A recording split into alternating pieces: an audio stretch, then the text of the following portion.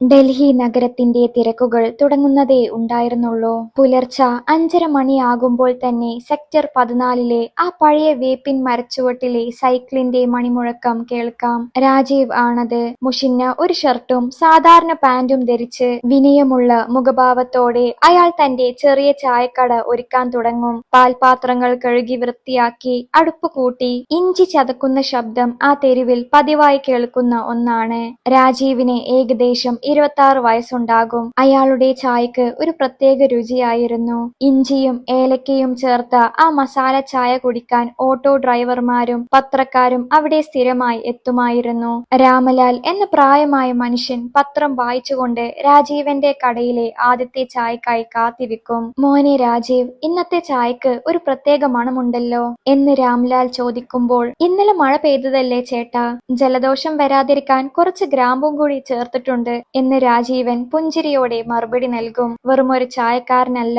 ആ നാട്ടുകാരുടെ പ്രിയപ്പെട്ടവനായിട്ടാണ് അയാൾ അവിടെ ജീവിച്ചിരുന്നത്. എന്നാൽ രാജീവിന്റെ ജീവിതത്തിന്റെ മറ്റൊരു വശം ആ തെരുവിൽ ആരും അറിഞ്ഞിരുന്നില്ല. അയാൾ വിവാഹിതനാണ്. ഡൽഹിയിലെ ഏറ്റവും വലിയ ബിസിനസ് സാമ്രാജ്യങ്ങളിൽ ഒന്നായ ഒബ്റോയ് ഗ്രൂപ്പിന്റെ അനന്തരാവകാശിയായ ഇഷാനിയാണ് അയാളുടെ ഭാര്യ. ഇഷാനിയുടെ മുത്തച്ഛൻ സുരേന്ദ്ര സിംഗ് ഒബ്റോയുടെ ആഗ്രഹപ്രകാരമായിരുന്നു ആ വിവാഹം നടന്നത്. രാജീവ് ഒരു സാധാരണക്കാരനാണെന്ന് കരുതിയാണ് മുത്തച്ഛൻ അയാളെ തന്റെ കൊച്ചുമകൾക്ക് വിവാഹം കഴിച്ചു നൽകിയത്. എന്നാൽ വിവാഹശേഷം ഇഷാനിയുടെ ബിസിനസ് വളരുകയും അവൾ നഗരത്തിലെ അറിയപ്പെടുന്ന കോടീശ്വരിയായി മാറുകയും ചെയ്തതോടെ രാജീവൻ അവൾക്കൊരു ബാധ്യതയായി മാറി.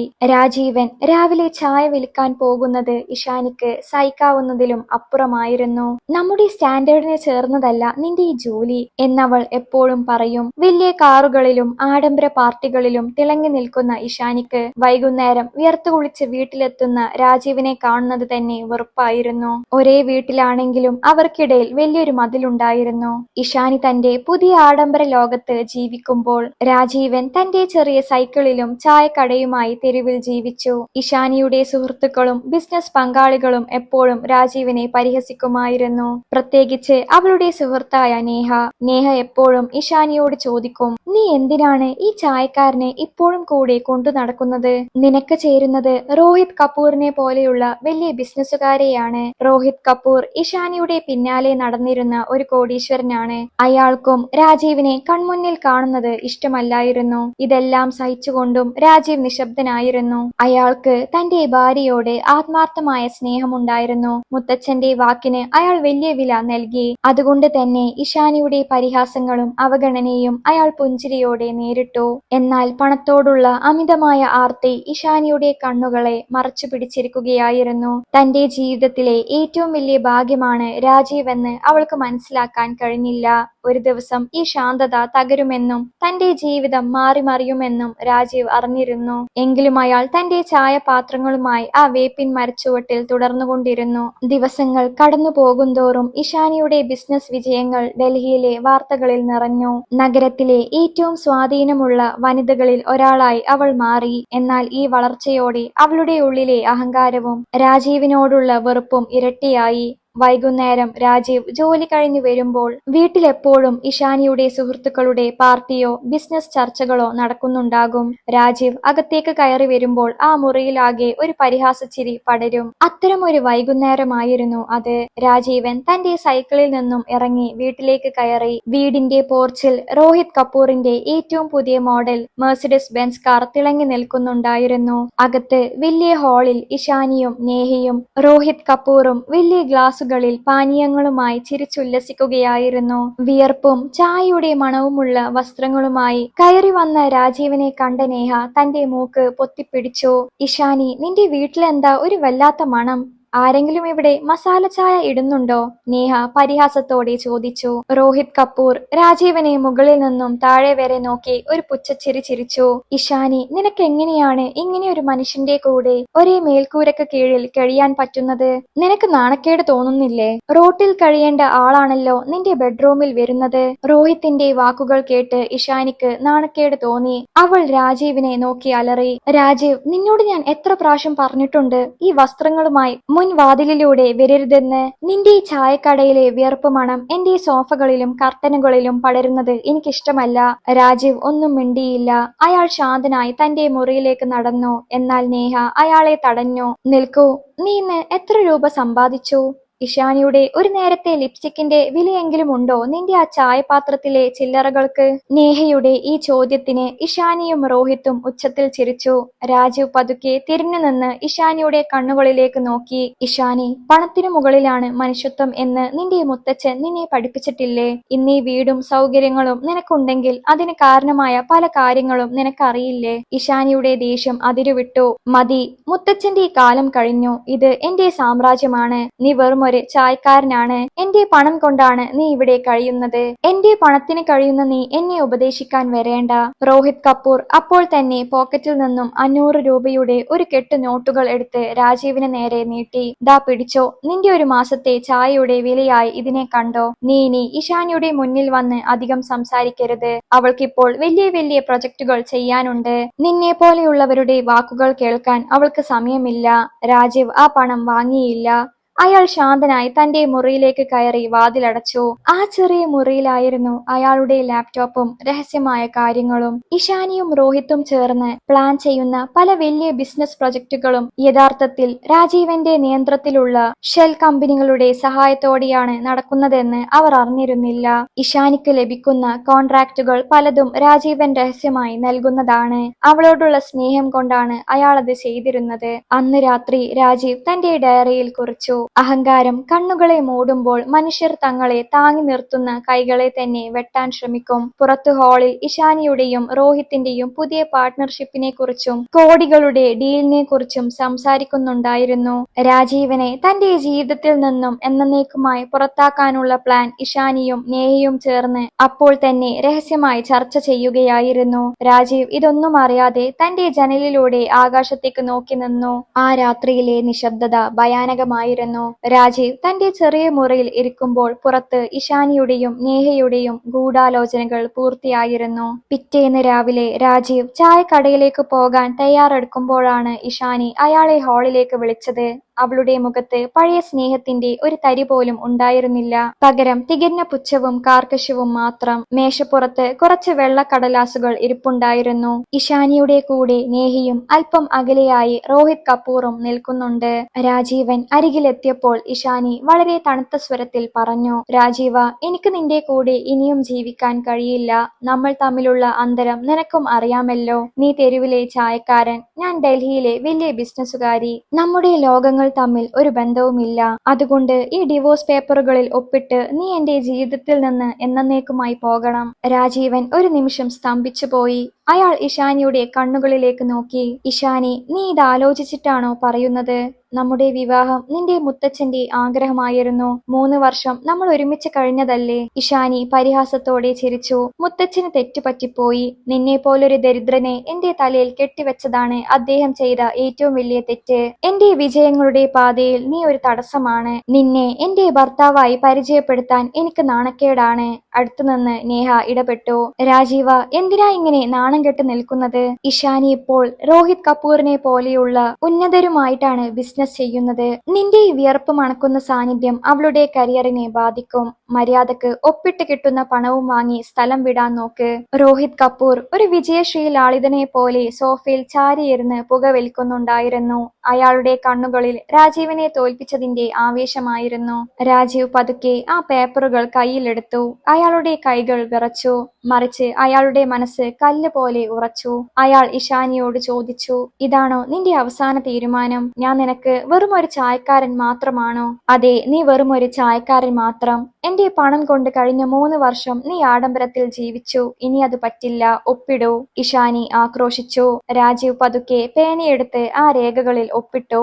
വിവാഹമോചന കരാറിൽ തന്റെ പേരെഴുതുമ്പോൾ അയാളുടെ ഉള്ളിൽ ഇഷാനിയോടുള്ള എല്ലാ സ്നേഹവും അവസാനിക്കുകയായിരുന്നു. അയാൾ ഒപ്പിട്ട പേപ്പർ മേശപ്പുറത്ത് വെച്ചു. എന്നിട്ട് ഇഷാനിയുടെ നേരെ കൈ നീട്ടി. ഇഷാനി, നിന്റെ കയ്യിലെ ആ മോതിരം എനിക്ക് തിരികെ വേണം. അത് എന്റെ അമ്മ എനിക്ക് തന്നതാണ്. എന്റെ കുടുംബത്തിന്റെ അടയാളമാണ്. നിനക്കിനി അത് ധരിക്കാൻ യോഗ്യതയില്ല. ഇഷാനി പുച്ഛത്തോടെ ആ സ്വർണ്ണ മോതിരം വിരലിൽ നിന്ന് ഊരിയെടുത്തു. ഇതാണോ നിന്റെ വലിയ സമ്പാദ്യം? ദാ പിടിച്ചോ നിന്റെ ഈ പഴയ മോതിരം. അവൾ അത് നിലത്തേക്ക് എറിഞ്ഞു കൊടുത്തു. രാജീവ് കുഞ്ഞിന് ആ മോതിരം എടുത്തു. അത് തന്റെ കണ്ണുകളോട് ചേർത്തു പിടിച്ചു. നന്ദി ഇഷാനി, രാജീവ് ശാന്തമായി പറഞ്ഞു. ഇന്ന് നീ നിന്റെ ജീവിതത്തിലെ ഏറ്റവും വലിയ തെറ്റാണ് ചെയ്തത്. നീ ഉപേക്ഷിച്ചത് വെറും ഒരു ചായക്കാരനെയല്ല എന്ന് നീ വൈകാതെ മനസ്സിലാക്കും. ഇന്നു മുതൽ നിന്റെ ബിസിനസ്സിലും ജീവിതത്തിലും നീ കാണാൻ പോകുന്ന മാറ്റങ്ങൾ നീ ചോദിച്ചു വാങ്ങിയതാണ്. രാജീവ് തന്റെ ചെറിയ ബാഗുമെടുത്ത് ആ വലിയ ബംഗ്ലാവിൽ നിന്ന് പുറത്തിറങ്ങി. നേഹയും ഇഷാനിയും റോഹിത്തും ഉച്ചത്തിൽ ചിരിക്കുന്നത് പുറത്തേക്ക് കേൾക്കാമായിരുന്നു. ഒടുവിൽ ആ ശല്യം ഒഴിഞ്ഞു കിട്ടി എന്ന നേഹയുടെ വാക്കുകൾ രാജീവന്റെ കാതുകളിൽ പതിച്ചു. പുറത്ത് കനത്ത മഴ പെയ്യുന്നുണ്ടായിരുന്നു. രാജീവ് തന്റെ പഴയ സൈക്കിൾ ഉരുട്ടി തെരുവിലേക്ക് നടന്നു. അയാൾക്ക് പോകാൻ ഒരിടമേ ഉണ്ടായിരുന്നുള്ളൂ, അയാളുടെ പഴയ ചായക്കടയുടെ അടുത്തുള്ള ആ ചെറിയ വാടക മുറി. പക്ഷേ ആ നടപ്പിൽ ഒരു പ്രത്യേകതയുണ്ടായിരുന്നു. തകർന്നു പോയ ഒരു മനുഷ്യന്റെ നടപ്പല്ലായിരുന്നു അത്, മറിച്ച് തന്റെ സിംഹാസനം തിരിച്ചു പിടിക്കാൻ പോകുന്ന ഒരു രാജാവിന്റേതായിരുന്നു. അയാൾ അഞ്ജലിയെ ഫോണിൽ വിളിച്ചു. അഞ്ജലി, എല്ലാം അവസാനിച്ചു. ഇനി നമ്മുടെ സമയം തുടങ്ങുകയാണ്. റാത്തോഡ് ഇൻഡസ്ട്രീസിന്റെ തിരിച്ചുവരവിന് സമയമായി. ഇഷാനി ഒബ്രോയ്ക്കുള്ള എല്ലാ സാമ്പത്തിക സഹായങ്ങളും ഇന്നു മുതൽ റദ്ദാക്കും. ഫോൺ കട്ട് ചെയ്തപ്പോൾ രാജീവിന്റെ മുഖത്ത് ഒരു മന്ദഹാസം വിരിഞ്ഞു. ഇഷാനിയുടെ വീഴ്ച അവിടെ തുടങ്ങുകയായിരുന്നു. ആഡംബരത്തിന്റെ കൊടുമുടിയിൽ ഇരുന്ന അവൾ തന്നെ താങ്ങി നിർത്തിയ അദൃശ്യമായ കൈകളെയാണ് വെട്ടിമാറ്റിയത്. ഇഷാനിയുടെ കൊട്ടാര സമാനമായ ബംഗ്ലാവിൽ നിന്നും പുറത്താക്കപ്പെട്ട രാജീവ് സെക്ടർ 14 തന്റെ പഴയ വാടക മുറിയിലേക്ക് മടങ്ങിയെത്തി. കയ്യിൽ അമ്മ നൽകിയ ആ മോതിരവും ഒരു ചെറിയ ബാഗും മാത്രം. രാത്രി മുഴുവൻ അയാൾ ആ ചെറിയ മുറിയിലെ ജനലിലൂടെ പെയ്യുന്ന മഴ നോക്കിയിരുന്നു. സങ്കടം കൊണ്ടല്ല, മറിച്ച് താൻ സ്നേഹിച്ച പെണ്ണ് ഇത്രത്തോളം തരം താഴ്ന്നു പോയല്ലോ എന്ന ആലോചനയിലായിരുന്നു അയാൾ. നേരം വെളുത്തപ്പോൾ രാജീവ് പഴയതുപോലെ തന്റെ സൈക്കിൾ ചായക്കടയുമായി ആ വേപ്പിൻ മരച്ചുവട്ടിലെത്തി. മനസ്സ് തകർന്നിട്ടുണ്ടാകുമെന്ന് കരുതിയവർക്ക് മുന്നിൽ അയാൾ കൂടുതൽ ശാന്തനായി ചായയിട്ടു. എന്നാൽ ആ ശാന്തി അധിക നേരം നീണ്ടു നിന്നില്ല. ഏകദേശം 10 മണിയായപ്പോൾ അമിത വേഗത്തിൽ വന്ന ഒരു കറുത്ത ആഡംബര കാർ ചായക്കടക്ക് മുന്നിൽ ടയറുകൾ കരയിച്ചുകൊണ്ട് നിന്നു. കാറിൽ നിന്നും ഇറങ്ങിയത് രോഹിത് കപൂറിന്റെ മാനേജറായ വിശാലും കുറച്ച് ഗുണ്ടകളുമായിരുന്നു. ഇഷാനിയുടെ വിവാഹമോചനത്തിന് പിന്നാലെ രാജീവനെ മാനസികമായും സാമ്പത്തികമായും തകർക്കാൻ രോഹിത് കപൂർ നൽകിയ കൊട്ടേഷനായിരുന്നു അത്. വിശാൽ അഹങ്കാരത്തോടെ ചായക്കടയിലേക്ക് നടന്നു വന്നു. എന്താടാ ചായക്കാരാ, നിനക്കിനിയും ബുദ്ധി തെളിഞ്ഞില്ലേ? വലിയ വലിയ ആളുകളുമായി ഉടക്കാൻ നിന്നാൽ തെരുവിൽ പോലും നിനക്ക് ഇടമുണ്ടാകില്ലാന്ന് പറഞ്ഞിട്ടില്ലേ? വിശാൽ അലറി. രാജീവ് അയാളെ നോക്കി ശാന്തമായി ചോദിച്ചു. വിശാൽ, ഈ സ്ഥലം നഗരസഭയുടേതാണ്. ഇവിടെ ചായ വിൽക്കാൻ എനിക്ക് അനുവാദമുണ്ട്. നിങ്ങൾ എന്തിനാണ് ഇവിടെ പ്രശ്നമുണ്ടാക്കുന്നത്? അനുവാദമോ? ഈ നഗരത്തിലെ ഓരോ മണൽ തരിയും ആര് ഭക്ഷിക്കണമെന്ന് തീരുമാനിക്കുന്നത് കപൂർ ഗ്രൂപ്പാണ് എന്ന് പറഞ്ഞ് വിശാൽ തന്റെ കൂടെയുള്ള ഗുണ്ടകൾക്ക് ആംഗ്യം കാണിച്ചു.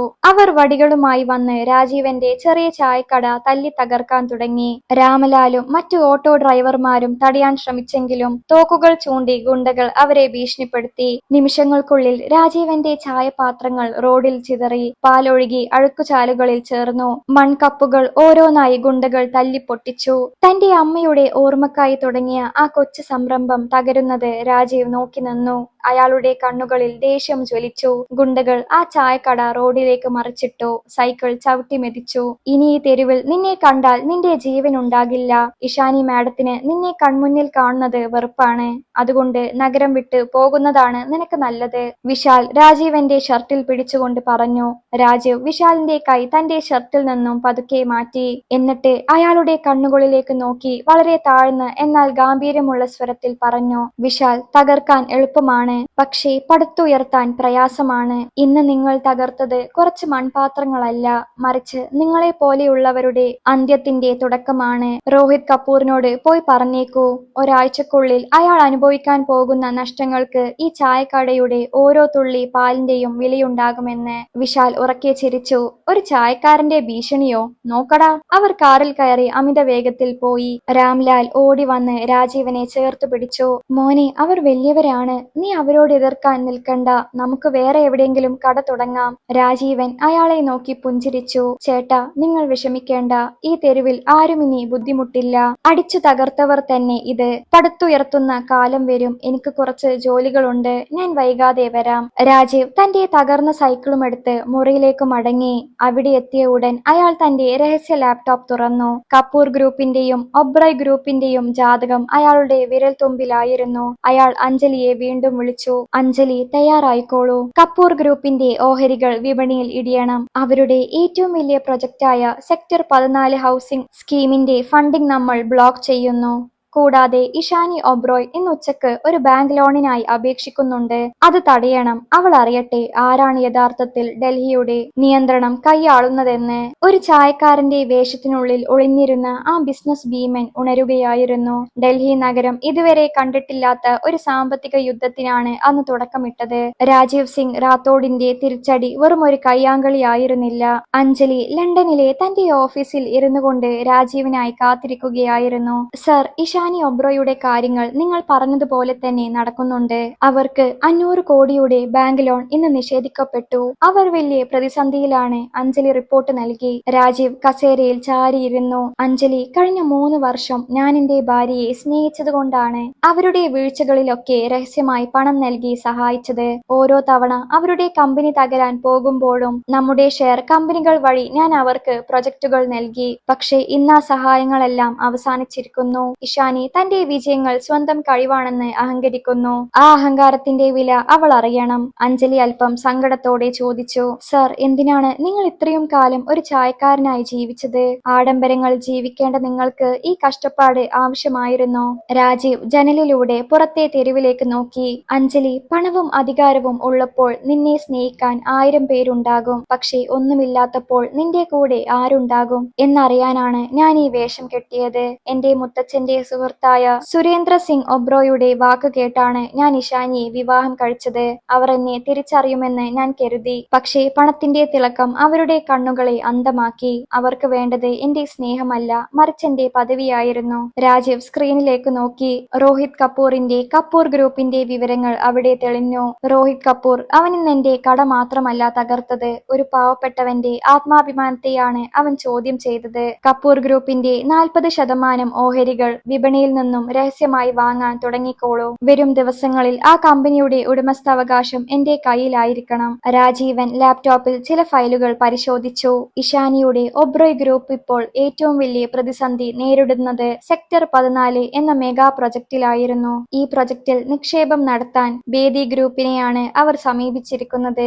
വിക്രം ബേദി എന്ന വലിയ ബിസിനസ്സുകാരൻ രാജീവന്റെ പഴയ സുഹൃത്തും ബിസിനസ് പങ്കാളിയുമാണ്. രാജീവ് വിക്രം ബേദിയെ വിളിച്ചു. വിക്രം, ഞാൻ രാജീവാണ്. മറുതലക്കൽ വിക്രം ബേദിയുടെ ശബ്ദത്തിൽ വലിയ ആവേശം നിറഞ്ഞു. രാജീവ്, നീ എവിടെയായിരുന്നു ഇത്രയും കാലം? നിന്നെ തിരഞ്ഞ് ഞങ്ങൾ മടുത്തു. നീ ഡൽഹിയിൽ ഉണ്ടെന്ന് അറിഞ്ഞു, പക്ഷെ എവിടെയാണെന്ന് മാത്രം അറിയില്ല.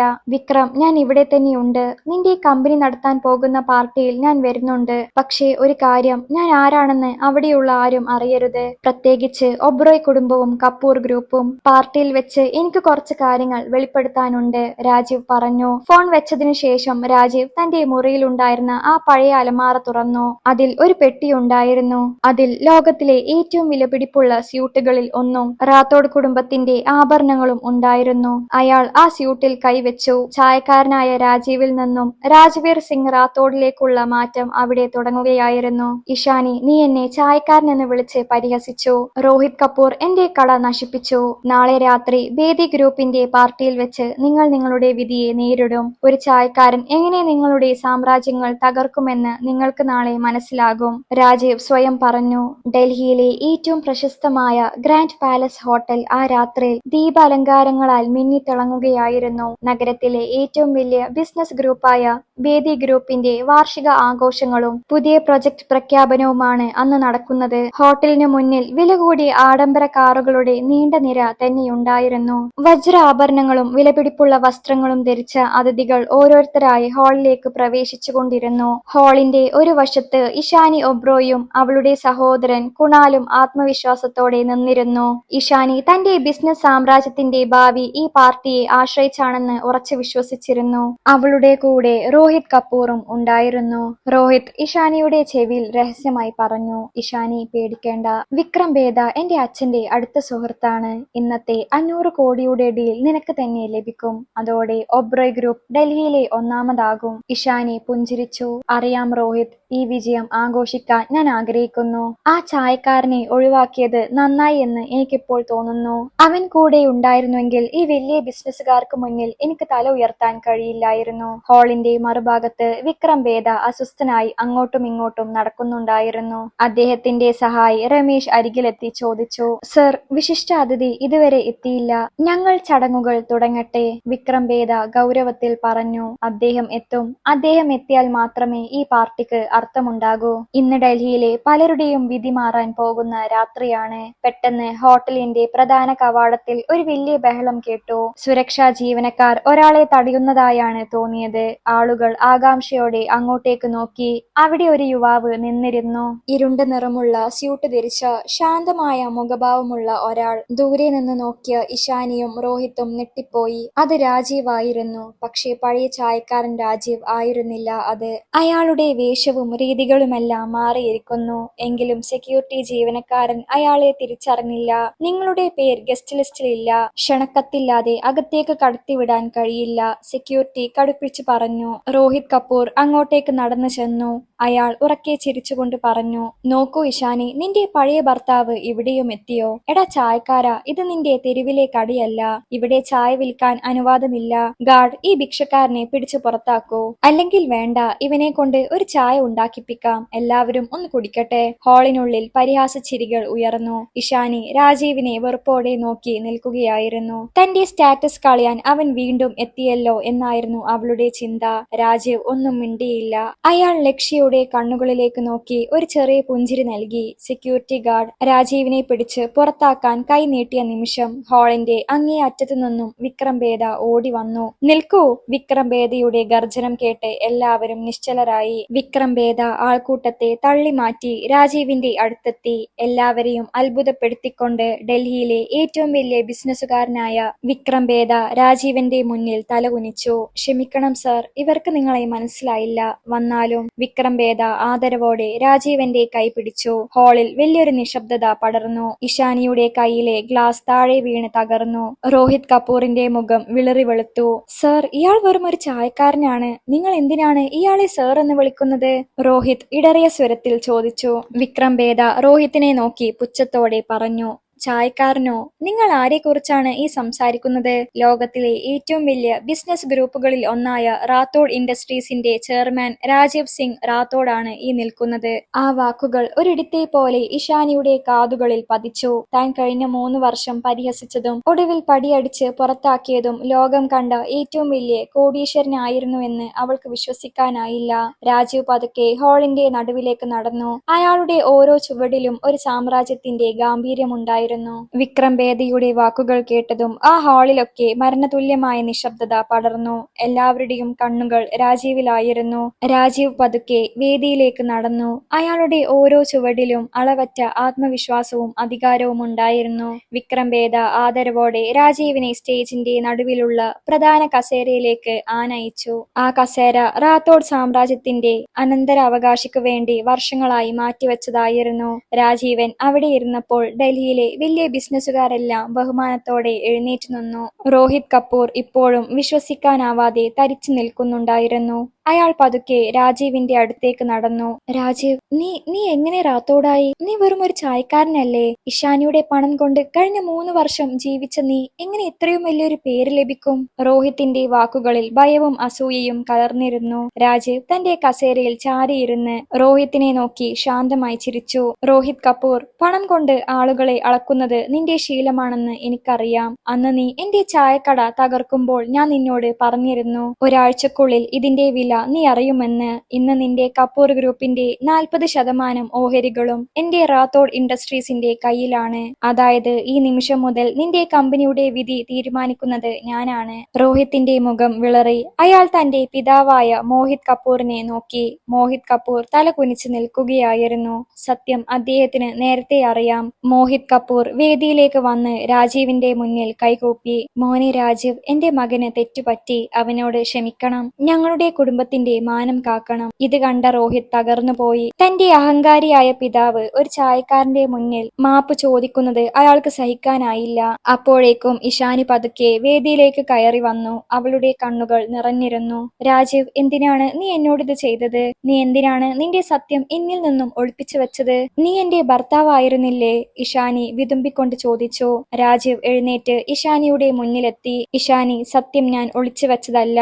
നീ അത് കാണാൻ ആഗ്രഹിച്ചില്ല എന്നതാണ് സത്യം. നിനക്ക് പദവിയും പണവുമുള്ള ആളുകളെ മാത്രമേ കാണാൻ കഴിയുമായിരുന്നുള്ളൂ. നിന്റെ വീട്ടിൽ കഴിഞ്ഞ 3 വർഷം വിയർത്ത് കുളിച്ച് വന്ന് എന്നെ നീ സ്നേഹിച്ചിരുന്നുവെങ്കിൽ ആ സ്നേഹത്തിനു മുന്നിൽ എന്റെ ഈ കോടികൾ ഒന്നുമല്ലായിരുന്നു. പക്ഷെ നീ സ്നേഹിച്ചത് എന്റെ പദവിയെയാണ്. ഒന്നുമില്ലാത്ത രാജീവിനെ നിനക്ക് വേണ്ടായിരുന്നു. പണമുള്ള രാജീവിനെ മാത്രമേ നിനക്കിപ്പോൾ ആവശ്യമായി വരുന്നുള്ളൂ. രാജീവ് തുടർന്നു. നിന്റെ ഒബ്രോയ് ഗ്രൂപ്പ് ഇന്നീ നിലയിൽ നിൽക്കുന്നുണ്ടെങ്കിൽ അതിന് കാരണം ഞാൻ രഹസ്യമായി നൽകിയ ഫണ്ടുകളാണ്.